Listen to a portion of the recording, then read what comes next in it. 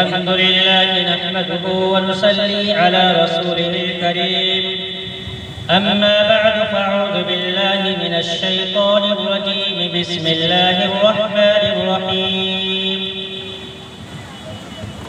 ربنا وابعث فيهم رسولا منهم يتلو عليهم آياتك ويعلمهم الكتاب والحكمة ويزكيهم إنك أنت العزيز الحكيم صدق الله العظيم.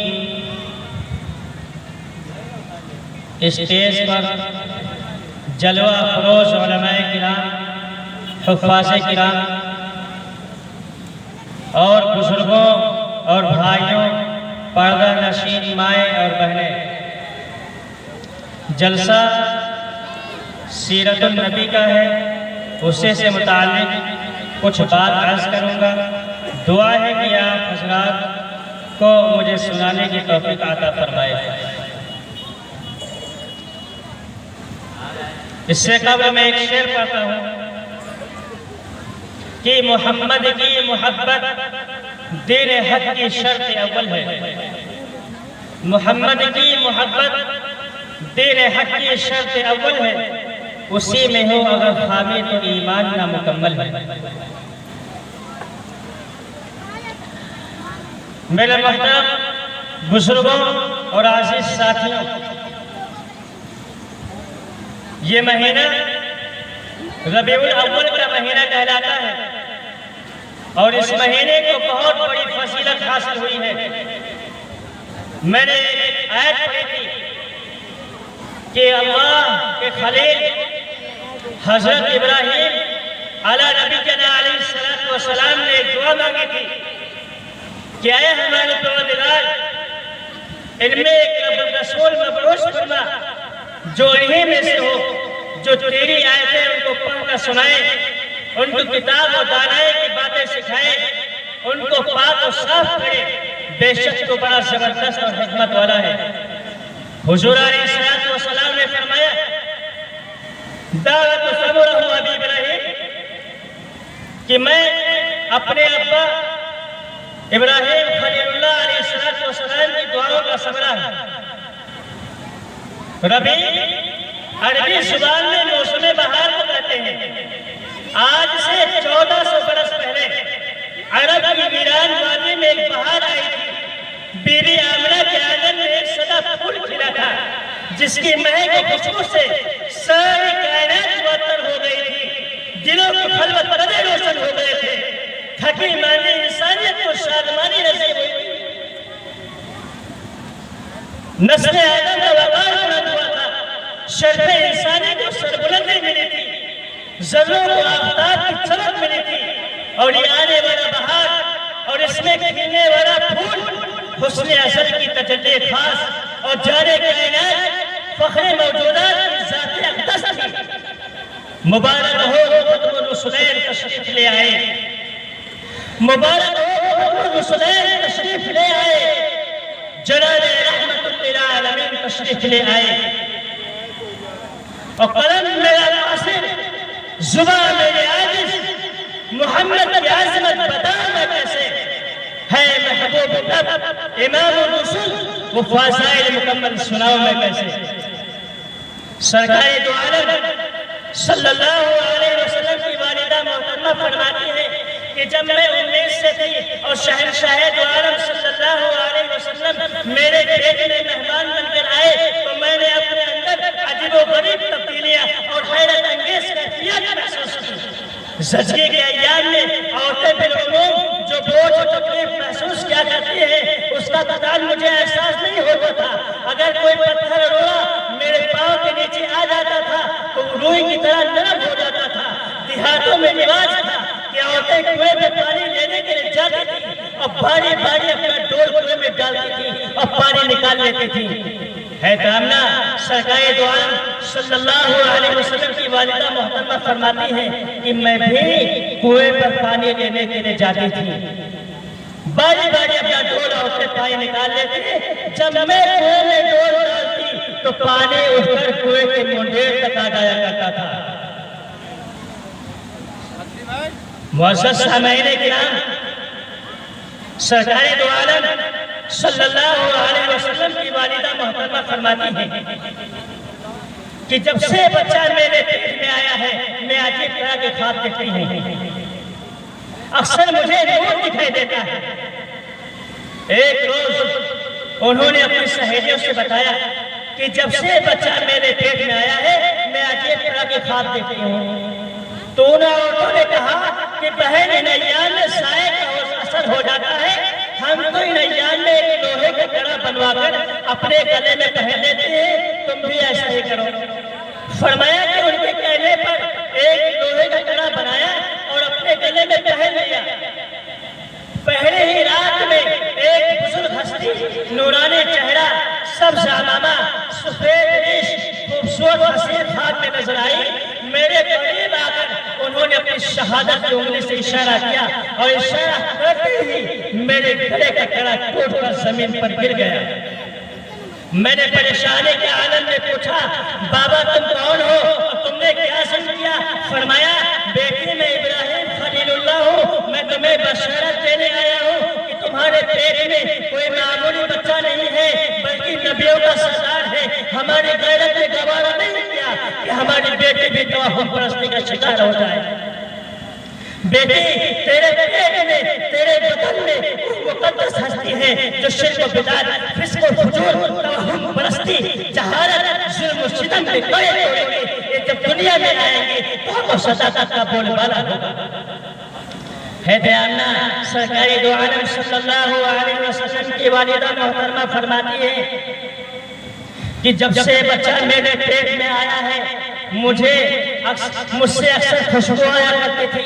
مکہ کی عورتوں میں بات عام ہو گئی کہ سردار مکہ عبد المطلب کی بہو نہایت قیمتی عطر استعمال کرتی ہے۔ جب یہ بات حضرت عبد المطلب تک پہنچی تو عبد المطلب نے سرور کائنات صلی اللہ علیہ وسلم کی دادی سے کہا کہ آمنہ تمہاری بھی بہو ہے، تم اسے سمجھاؤ کہ وہ ان ایام میں جبکہ وہ بیوہ بھی ہے، ہمارا سے حاملہ بھی ہے، عطر و خوشبو استعمال نہ کرے۔ چنانچہ سرور کائنات صلی اللہ علیہ وسلم کی دادی نے کہا کہ میں نے کئی دفعہ سوچا کہ آمنہ کو بلا کر پوچھوں، لیکن آج کل اس کی شخصیت میں ایسا رعب، ایسا جلال ہے کہ اس کی شخصیت میں ایسا رعب و جلال ہے کہ اس سے بات پوچھنے کی ہمت نہیں ہوتی ہے۔ ایک مرتبہ سرور کائنات صلی اللہ علیہ وسلم کے دادا عبد المطلب نے سرور کائنات صلی اللہ علیہ وسلم کی والدہ محترمہ حضرت آمنہ کو بڑے پیار سے اپنے پاس بلایا۔ اب پوچھا بیٹی تمہیں اتنی مسحور کن خوشبو کون لا کر دیتا ہے؟ حضرت آمنہ سرور کائنات صلی اللہ علیہ وسلم کی والدہ محترمہ فرماتی ہیں کہ امی ابو جان جب کہ میں بیوہ بھی ہوں آج تک میں نے بازار ہی نہیں دیکھا، میں خوشبو اور عطر کیوں استعمال کریں گے؟ آپ خوشبو کی بات کرتے ہیں، اگر میں اپنی حالات کو، اپنی کیفیات کو آپ کے سامنے بیان کروں گی تو آپ مجھے پاگل اور دیوانے قرار دیں گے۔ جب میں دھوپ میں چلتی ہوں تو بادل مجھ پر سایہ کرتے ہیں، جب میں پہاڑوں کے پاس چلتی ہوں تو مجھ سے ہم کلام ہوتے ہیں، جب میں دیواروں سے پاس گزرتی ہوں تو مجھ سے باتیں کرتی ہیں، جب میں درختوں کے پاس گزرتی ہوں تو شاخیں جھک کر تازے کرتی ہیں، جب میں چاند پر نظر ڈالتی ہوں تو وہ آداب بنا لاتا ہے، بیت اللہ کے پاس چلتی ہوں تو مجھے خوشخبری سناتا ہے۔ انتہائی کی جو میری صحابہ کی نشانی کے ولادت کے دن قریب آ رہے ہیں، میں جہاں تھوکتی ہوں وہاں سے بھی خوشبو کی مہک آتی ہے۔ معزز سامعین کرام، میں آپ کو بتاتا چلوں کہ سرور کائنات صلی اللہ علیہ وسلم کی تاریخ ولادت کیا ہے۔ آج عام طور پر دیکھا جا رہا ہے کہ بڑے دھوم دھام سے 12 ربیع الاول مناتے ہیں اور 12 ربیع الاول کو خوب جلوس نکالتے ہیں۔ آج سے 10 سال پہلے کا جائزہ لیجئے کہ 10 سال پہلے کا حال کیا تھا۔ آج ہم نے 10 سال سے لے کر اب تک ہم نے 12 ربیع الاول سنا، لیکن اس سے پہلے 12 ربیع الاول کا نام نہیں تھا۔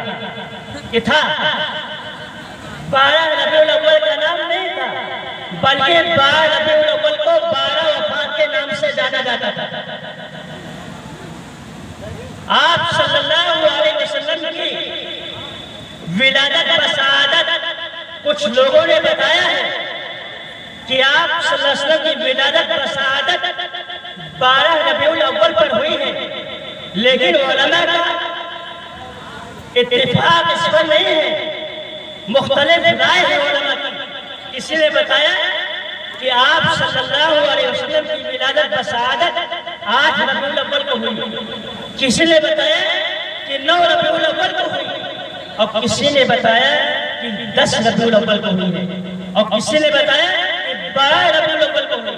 لیکن اس پر اس ولادت میں اختلاف ہے، لیکن آپ صلی اللہ علیہ وسلم کی وفات، آپ صلی اللہ علیہ وسلم کی وفات پر اختلاف نہیں ہے۔ آپ صلی اللہ علیہ وسلم کی وفات جو ہوئی ہے، آپ صلی اللہ علیہ وسلم کا انتقال جو ہوا ہے، وہ 12 ربیع الاول میں ہوا۔ تو اب ہم بڑے ایک طرف خوب زور و شور کے ساتھ اور بڑے ترامائی کے ساتھ ہم خوشیاں منا رہے ہیں، اور جب آپ کی وفات ہوئی ہے تو ہم اس کا غم کیوں نہیں منا رہے ہیں؟ میں آپ سے سوال کرتا ہوں کہ جب آپ صلی اللہ علیہ وسلم کی وفات 12 ربیع الاول میں ہوئی تو آپ غم کیوں نہیں محسوس کرتے ہیں؟ آپ جلوس سے نکالتے خوشحالی میں۔ آپ صلی اللہ علیہ وسلم کی وفات 12 ربیع الاول میں ہوئی ہے، اور آپ صلی اللہ علیہ وسلم کی ولادت بسعادت کسی نے 8، کسی نے 9، کسی نے 10، کسی نے 12 ربیع الاول، آپ صلی اللہ علیہ وسلم کی ولادت پیر کے دن صبح کے وقت۔ اور جب آپ صلی اللہ علیہ وسلم کی ولادت ہوئی، حضرت آمنہ فرماتی ہیں کہ میرے کمرے میں چراغ میں تیل ختم ہو گیا تھا۔ جب آپ صلی اللہ علیہ وسلم کی ولادت بسعادت ہوئی تو روشنی کی ضرورت پڑی، تو کمرہ اس طرح روشن اور منور ہو گیا کہ چراغ کی ضرورت پیش نہیں آئی۔ حضرت آمنہ سرکار دو عالم صلی اللہ علیہ وسلم کی والدہ محترمہ فرماتی ہے کہ جب آپ صلی اللہ علیہ وسلم کی ولادت بسعادت ہوئی تو میں نے اپنے بچے کو دیکھنا چاہا، جیسا کہ ہر عورت کو تمنا ہوتی ہے کہ اپنے بچے کو دیکھے۔ تو حضرت آمنہ فرماتی ہے کہ میں دیکھ کر حیران ہو گئی کہ میرا رخت جگر نور نظر سردے کی حالت میں پڑا تھا۔ پہلے ہی دن سرور کائنات صلی اللہ علیہ وسلم نے عالم انسانیت کو سبق دیا کہ اگر سر جھکنا چاہیے کسی کے سامنے تو اللہ رب العزت کے سامنے جھکنا چاہیے، جو ہم سب کا پالنہار ہے، جو ہم سب کا مالک حقیقی ہے۔ جب آپ صلی اللہ علیہ وسلم کی ولادت بسعادت ہوئی تو حضرت آمنہ رضی اللہ عنہا ٹینشن میں آ گئی کہ میرا رخت جگر نور نظر سردے کی حالت میں پڑا تھا، کلام تو نہیں کر سکتا تھا، لیکن انگشت شہادت سے کچھ اشارہ کر رہا تھا۔ وہ اشارہ کیا تھا؟ وہ اشارہ اشہد ان لا الہ الا اللہ کا اشارہ تھا۔ قلب آمنہ میں مسرت و خوشی کی حد نہیں رہی۔ جب محمد صلی اللہ علیہ وسلم کی عداوت کو دیکھا تو کچھ غم کے اثرات بھی تھے۔